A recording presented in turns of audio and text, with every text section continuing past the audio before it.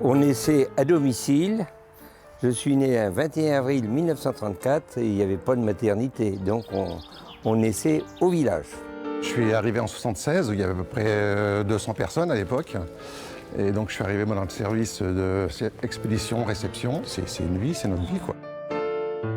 Patrick et Michel ont passé leur vie ici, dans cette vallée du Cher, entre Saint-Martin-le-Beau, Bléré et Chenonceau. J'ai connu une période difficile qu'on évoque assez souvent. J'étais gamin, mais on subissait malgré tout. Nos parents nous cachaient un peu quand même, mais on le vivait au jour le jour. C'était la guerre. De 1939, j'avais 5 ans, jusqu'en 1945. Hein.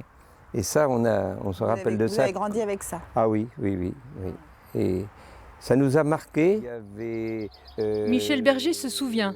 Son enfance, la guerre, son travail dans les vignes. Il a tout raconté à Nathalie Desperches-Boucatem. J'ai l'impression que c'était pas si loin que ça. En prenant de l'âge, les distances se raccourcissent. C'est très curieux. On revit. Tu te rappelles d'un tel? On se rappelle de ça comme si c'était hier.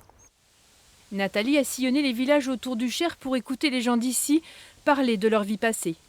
De ces témoignages, elle a fait un livre.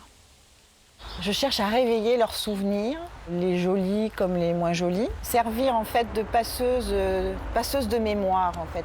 Récolter, j'aime bien ça, récolter la mémoire, les souvenirs, les mettre en lumière pour que d'autres personnes puissent les découvrir, les partager à nouveau.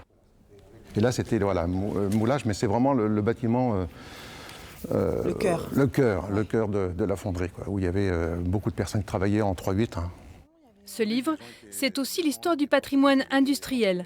La fonderie de Bléré, construite en 1960, a fait travailler jusqu'à 500 personnes. Il y a 10 ans, elle ferme. Patrick Perrault se souvient lui aussi. Ça a été vraiment quelque chose de dramatique pour beaucoup parce que la moyenne d'âge à l'époque était près de 55 ans. Donc ça veut dire que c'est des gens comme moi qui avaient travaillé que là. Et c'était très difficile de se remettre en cause quoi, à cet âge-là. De retour dans son atelier, la passeuse de mémoire retranscrit les témoignages et les met en couleur.